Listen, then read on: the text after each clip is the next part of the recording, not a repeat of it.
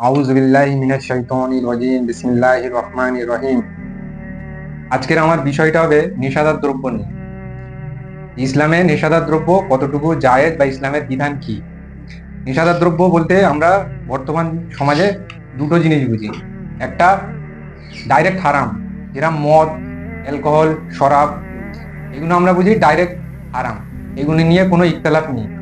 আর একটা জিনিস আছে কিছু নেশাদার দ্রব্য, যেমন সিগারেট, পান পারাক, তাম্বাকু, খৈনি, এইসব জিনিস নিয়ে ইখতিলাফ আছে। অনেক মানুষ এগুলোকে হারামের ক্যাটাগরি ফেলে না, মাকরু বলে চালায়। মাকরু মানে তারা বোঝে কি, যে এটা হারাম না, এটা চলবে, খেলে গুণা নেই, খেলে গুণা নেই, মাকরু অপছন্দনীয়। তো এই এই সিগারেট স্মোকিংটা হারামের ক্যাটাগরিতে পড়ে, এটা বলার জন্যই আমি এই ভিডিওটা বানাচ্ছি। যে মদ হারাম তো সে আমরা অটোমেটিক সবাই জানে, কম বেশি সাধারণ মানুষদের বলতে লাগবে না, তারা জানে। এবারে জানতে হবে যে মদ কাকে বলে। মদটাকে আমরা হারাম বলি, ঠিক আছে, মদ কাকে বলে? মদ মানে একটা নির্দিষ্ট কোনো জিনিস না। যে মদ মানে আমরা মনে করি অ্যালকোহল, বিয়ার, এইগুলোকে উপরের ভাষায় মনে করি মদ, কিন্তু এইগুলো মদ না। মদ হচ্ছে যেই জিনিসটা খেলে তোমার বিবেক বুদ্ধি জ্ঞানহীন হয়ে যায়, বুদ্ধি কমজোর হয়ে যায়, হুঁশ থাকে না, জ্ঞানহীন হয়ে যায়, সেইটাই হচ্ছে মদ। এমনি হাদিসে আছে, যেই জিনিসটা বেশি খেলে তোমার ক্ষতি হয় বা জ্ঞানহীন হয়, সেই জিনিসটা অল্প খাওয়াও তোমার জন্য হারাম, হাদিসে আছে। এবারে প্রথমে একটু বলে দিই যে নেশাদার দ্রব্য নিয়ে, যেহেতু এইটা হারাম আছে, হারাম নিয়ে একটু কয়েকটা হাদিস আর আয়াত বলে দিই, মানুষের তাহলে একটু ভয়টা হবে নেশাদার দ্রব্য নিয়ে। প্রথমে মুসনাদে আহমেদে একটা হাদিস আছে যে 3 শ্রেণীর মানুষের জন্য জান্নাতকে হারাম করা হয়েছে। তার মধ্যে প্রথম শ্রেণী হলো যে মাদক দ্রব্য পালন করে বা নেশাদার দ্রব্য পান করে। দ্বিতীয় হচ্ছে পিতামাতার অবাধ্য করে। আর তৃতীয় হচ্ছে দাইয়ুস। 3 শ্রেণীর মানুষের জন্য জান্নাতকে হারাম করা হয়েছে। সেকেন্ড আর একটা হাদিস আছে ইবনে মাজাতে, যে যে নেশাদার দ্রব্য পান করবে তার জন্য 40 দিনের ইবাদত কবুল হবে না। কোনো কোনো হাদিসে আছে সলাতও হবে না, মানে ইবাদতও হবে না, নামাজও হবে না 40 দিনের। আর একটা হাদিস আছে মিশকাত শরীফের, যে সকল নেশার দ্রব্যই হারাম।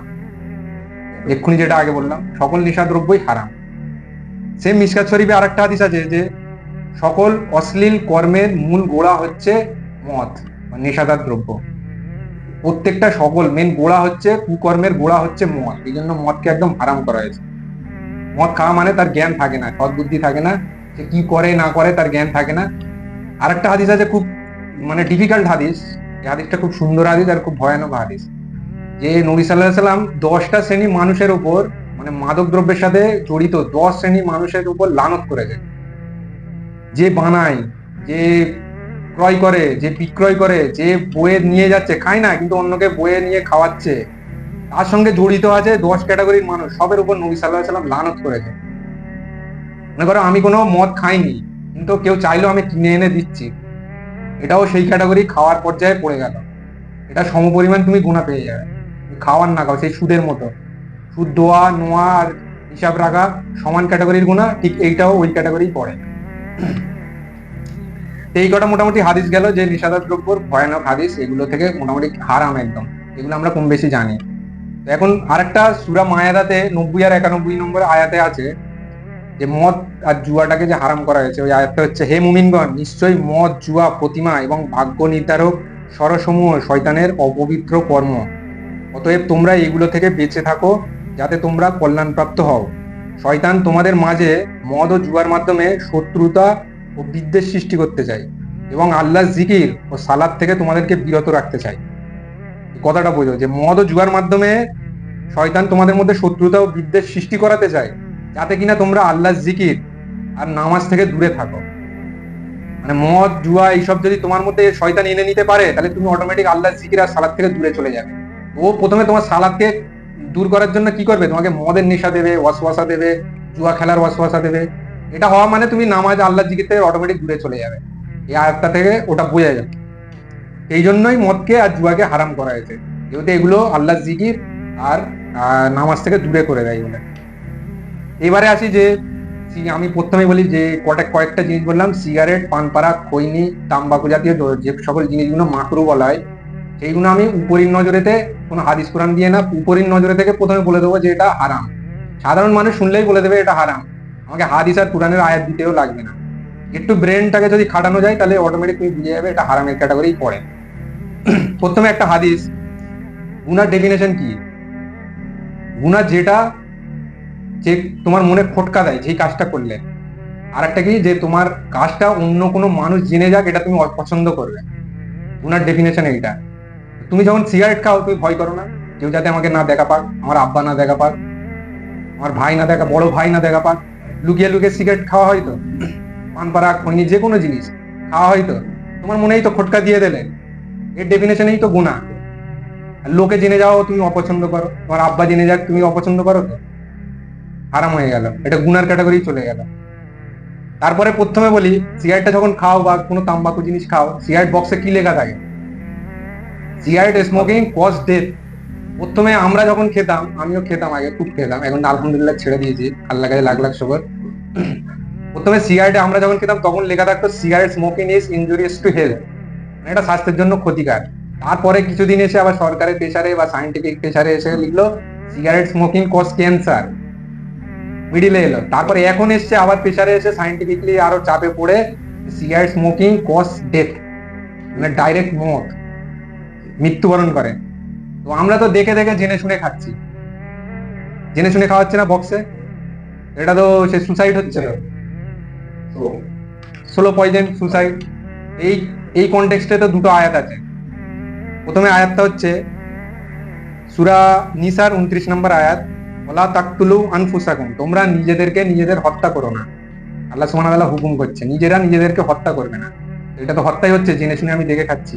সেম ক্যাটাগরি আরেকটা আয়াত আছে সূরা বাকারার 195, বাংলায় হচ্ছে যে তোমরা নিজেরা নিজেদেরকে সহস্তে ধ্বংসে নিক্ষেপ করো না।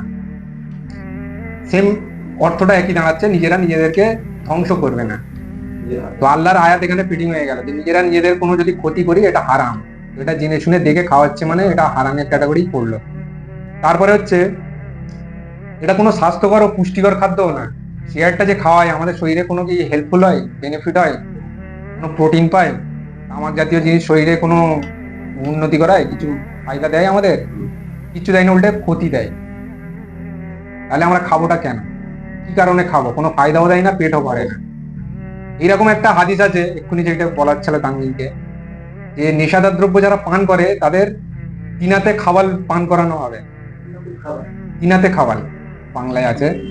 তিনাতে খাওয়ালটা, তখন সাহাবীরা জিজ্ঞাসা করে হে রাসূল সাল্লাল্লাহু আলাইহি ওয়াসাল্লাম তিনাতে খাওয়াল জিনিসটা কি? বলে ওটা হচ্ছে জাহান্নামীদের গায়ের রক্ত মিশ্রিত পুঁজ, গরম একটা তরল পদার্থ, যারা দুনিয়াতে নেশাদার দ্রব্য পান করে তাদেরকে ওইটা খাওয়ানো হবে। তো সেই তিনাতে খাওয়ালটা কি? সেই জিনিসটা কোনো পুষ্টিকর খাবারও না, পেটও ভরবে না। এই দুনিয়ার এই নেশাদার দ্রব্য সিগারেটের মতো, তাম্বাকু জিনিসের মতোই, ওই খাবারটা এই খাবারই। তারপরে হচ্ছে এটা একটা অপচয়। সিগারেটটা যে খাওয়ায়, এক একটা সিগারেট 8 টাকা 10 টাকা 12 টাকা দাম, কেউ কেউ পার ডে 1 প্যাকেট 2 প্যাকেট করে খেয়ে নিচ্ছে।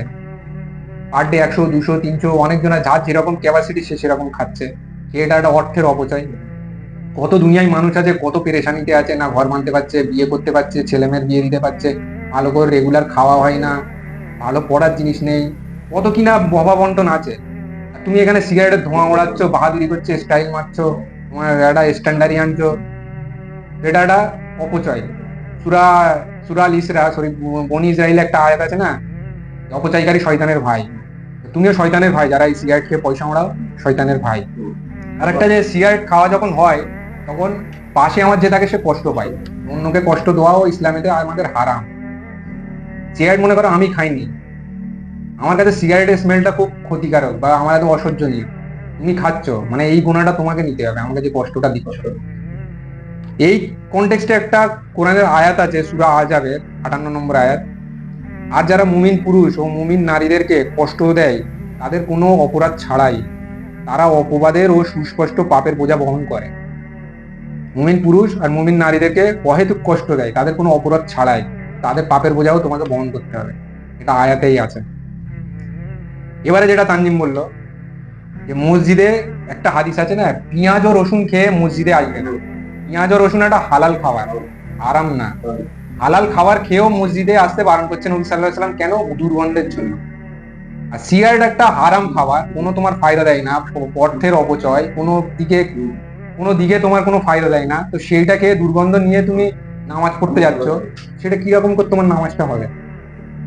সিগারেট খেয়ে নাই নামাজ পড়লে অনেকজন দেখবে তুমি অজু করার আগে দেয় দাঁতে, বড় বড় সব হাজিরা গাজিরা সব দাঁতে গুল দেয়, বলে গুল না দিলে আবার পায়খানা হয় না, বাথরুমে যাওয়া ঠিক হয় না।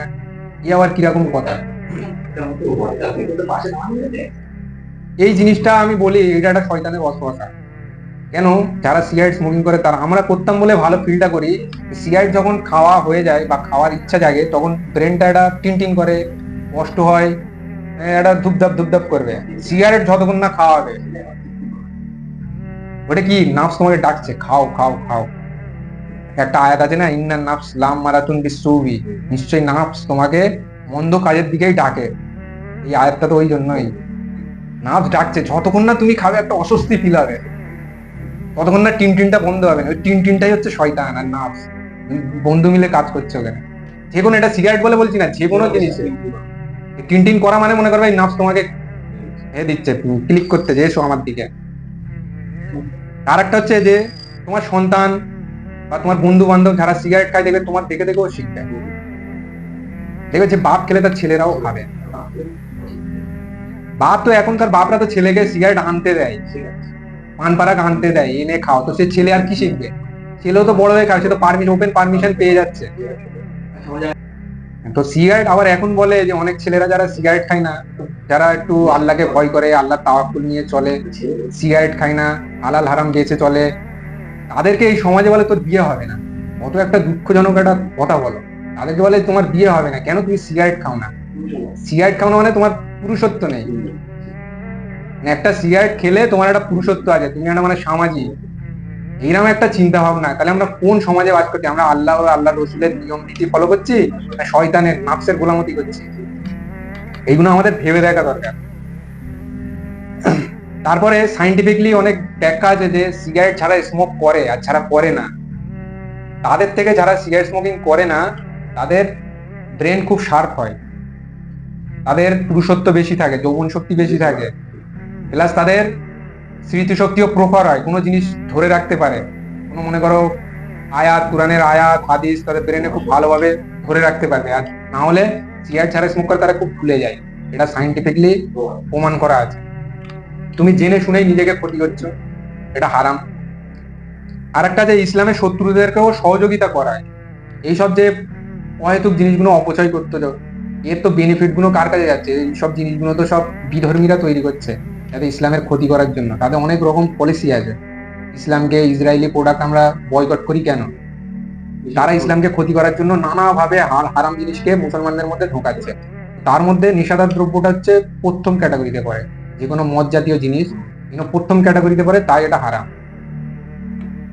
আর একটা দেখবে যারা সিগারেট খায় বা কোনো নেশা দ্রব্যে খুব জড়িত আছে, তাদের ইবাদতকে খুব ভারী মনে হয়, যে কোনো ইবাদতকে খুব ভারী মনে হয়। যেমন প্রথম হলো রোজা, তাই দেখবে রোজা করতে খুব গা ভারী মনে হয়। এমনকি সিগারেট খাওয়া বা পান পারাকের জন্য অনেকজন রোজা ছেড়ে দেয়। কত জঘন্য কাজ দেখো। কেন? তাদের খুব কষ্ট হয়, ওই যে বললাম না, মাথা টিন টিন করে। তো যাই হোক, তার কাছে ইবাদতটা ভারী মনে হবে, কারণ সে পারবে না, তাকে শয়তান নাফস তাকে ডাকবে মন্দ কাজে, তুই আয় আমাকে খা, তুই আল্লাহর ফরজ কাজ ছেড়ে দে। ওই আয়াতটা ঘাটে ঘাটে ফুটে হয়ে যায়, নাফস তোমাকে মন্দ কাজে ডাকে। এই জন্য আমাদেরকে বুঝতে হবে, বোঝার ক্ষমতাটাই আল্লাহ যেন আমাদের সকলকে দিই। আমি সেই সিগারেটের কারণে কত না কত রোগ হয়, ফুসফুসের রোগ হয়, গালের রোগ হয়, দাঁতের রোগ হয়, হ্যাঁ, হার্টবিট বেড়ে যায়, ক্যান্সার তো জানাই আছে হয়। এইগুলো তো ওই সিগারেট স্মোকিং তাম্বাকু থেকেই তো সব গোড়াগুলো আসে। এইগুলোকে হারাম, আমাদেরকে বেঁচে চলতে হবে, মাকরু বলে ছেড়ে দিলে হবে না, কারণ তোমার শরীরকেই ক্ষতি করছে। এটা তুমি আত্মহত্যার ক্যাটাগরিতেই পড়ে যাচ্ছে তোমার।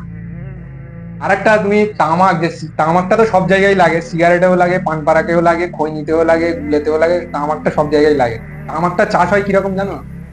তামাকটা যেখানে চাষ হয়, আমরা প্রত্যেকটা শাক সবজি যখন কৃষকরা চাষ করে, বেড়া দিয়ে ঘিরে রাখে যাতে কোনো পশু পাখি কেউ না যেতে পারে, বেড়া দিয়ে ঘিরে রাখে। কিন্তু তামাক যেখানে চাষ হয় সেখানে টোটালি কোনো বেড়া দেয় না, পশু পাখি যাক খাক, কোনো যায় আসে না। কেন দেয় না? কারণ পশু পাখিরাও খায় না, তামাকটা জানে ওটা বিষ জিনিস, ওটা খেলে একদম আমাদের ক্ষতি হবে। কোনো জানোয়ার, জন্তু জানোয়ার যায় না তামাকের ধারে বাড়ে। তারা জেনে গেল এটা কত ক্ষতিকারক জিনিস, আর মানুষ একটা যায় না।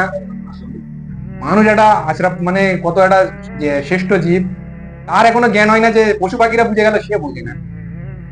কত সেই কোরআনে আয়াতে আছে না, মানুষ চতুষ্পদ জন্তুর মতো, তো সেই ভিড়েই যাচ্ছে, সব আয়াত আল্লাহ ভিড়ে যায়, খালি আমাদের ব্রেনটাকে ইউজ করতে হবে। তো এবারে এই যে কটা আমি টপিক দিয়ে বললাম, তো ইনশাল্লাহ আর কি কোনো বুঝতে বাকি থাকবে যে সিগারেট স্মোকিং বা তামাক খাওয়া হারাম কি মাকরু? বোঝাতে আর লাগবে? অটোমেটিক কোনোটা ফায়দা দিল কি? এত কটা কারণ বললাম, সব কটা তো তোমার ক্ষতিকারক, শরীরের পক্ষে ক্ষতিকারক, পয়সার অপচয়, সব জিনিসটাই লোককে ক্ষতি করতে তো ফায়দা কিচ্ছু নেই, তো এটা হারামি। এবার যারা বলে এটা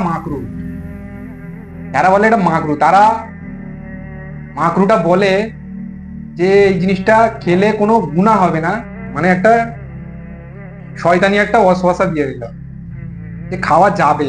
এই যে একটা ছোট ফতোয়া দিল খাওয়া যাবে, এতে কত মানুষ ধ্বংস হবে তার ঠিক আছে? যে এই কথাটা বলে এটা মাকরু, খাওয়া যাবে, খেলে গুনাহ হবে না, যত মানুষের ক্ষতি হবে, ক্যান্সার হবে, তার ভাগিদার তাকে নিতে হবে। তাহলে ওই সাইন্টিফিকলি সিগারেটের প্যাকেটে লেখা থাকতো না cigarette smoking cause death, death লেখা থাকতো না। তো যারা বলে মাকরু, প্রথমে মাকরু শব্দের অর্থ হচ্ছে অপছন্দনীয়। মাকরু জিনিসটাকে এবার আমি ব্যাখ্যা করি, কুরআনের আয়াত দিয়ে ব্যাখ্যা করি। কুরআনে এক জায়গায় মাকরু শব্দটা এসছে, তো ওখানে আল্লাহ সুবহানাহু ওয়া তাআলা কয়েকটা জিনিস বলার পর বলছে এগুলো আমার কাছে মাকরু, মানে অপছন্দনীয়। আল্লাহ সুবহানাহু ওয়া তাআলার কাছে মাকরু অপছন্দনীয়, মানে আমাদের নিজস্ব সেগুলোকে বেঁচে বেঁচে চলতে হবে, ধারে কাছে যাওয়া যাবে না। তো তার মধ্যে সূরা বনী ইসরাইলে আছে 10টা 11টা নিষেধাজ্ঞা করে আল্লাহ সুবহানাহু ওয়া তাআলা তারপরে বলছে এগুলো আমার কাছে মাকরু। তার মধ্যে প্রথম কারণ হচ্ছে শিরক করা। যে আল্লাহ সুবহানাহু ওয়া তাআলা বলছে শিরক করাটাকে আমি মাকরু ভাবি, আমি শর্টাই বলছি না, ভিডিও বড় হয়ে যাবে। প্রথমে বলছে আল্লাহ সুবহানাহু ওয়া তাআলা যে শিরক করলে, যারা শিরক করে, এটা আমার কাছে শিরক করাটা খুব মাকরু। শিরক করাটা আল্লাহ সুবহানাহু ওয়া তাআলা বলছে মাকরু, আমার কাছে অপছন্দনীয়। আর আমরা সূরা নিসার 48 নম্বর আয়াতে কি পাই, যে আল্লাহ সুবহানাহু ওয়া তাআলা সমস্ত গুনাহ মাফ করে দেবে, কিন্তু শিরকের গুনাহকে মাফ করবে না, তওবা ছাড়া। কত বড় একটা গুনাহ যে আল্লাহ সুবহানাহু ওয়া তাআলা তওবা ছাড়া মাফ করবে না, বাকি সব গুনাহ চাইলে মাফ করে দিতে পারে তার ইচ্ছা। সেই জিনিসটা আল্লাহ সুবহানাহু ওয়া তাআলার কাছে মাকরু।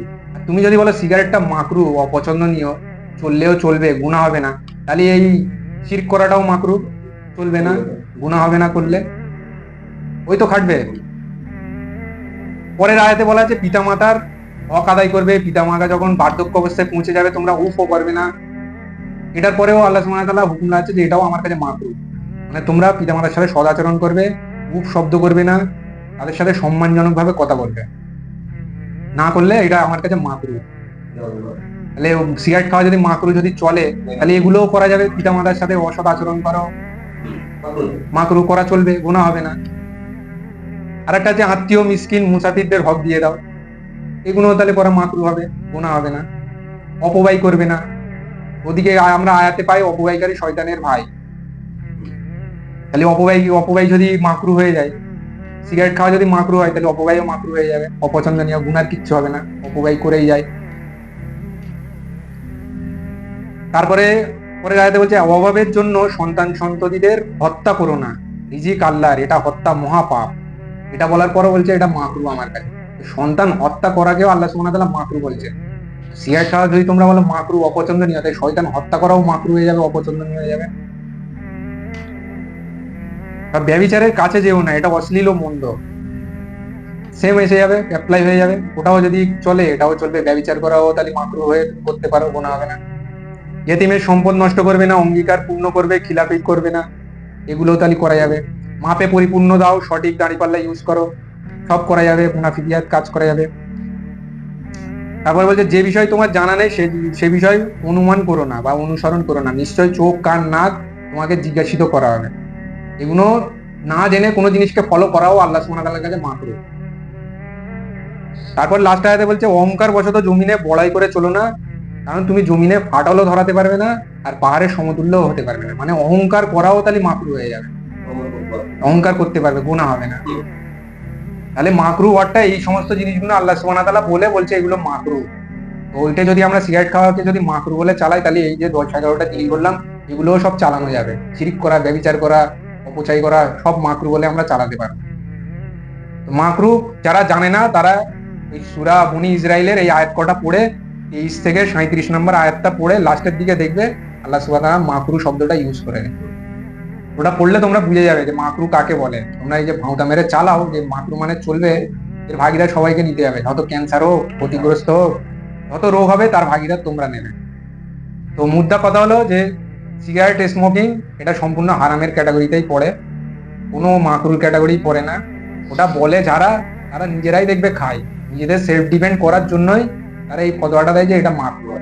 কারণ তারা যদি ফতোয়াটা দিয়ে দেয় তাই আগে নিজেকে ছাড়তে হবে, নিজের নাফসকে আগে মারতে হবে।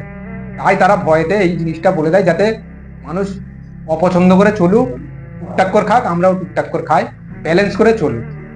ইসলামটাকে ব্যালেন্স করে ছেড়ে দিই, তারপর উপরে গিয়ে দেখা যাবে। অত সোজা না, ইসলামে হয় এপারে এসো নাই ওপারে যাও, মিডিলে থাকা মানে মুনাফিকিয়াতের কাজ, ব্যালেন্স করা যাবে না। তো আশা করি বোঝা গেল। এই বলেই শেষ করছি। সুবহানাকাল্লাহুম্মা ওয়া বিহামদিকা আশহাদু আল্লা ইলাহা ইল্লা আনতা আস্তাগফিরুকা ওয়া আতুবু ইলাইকা।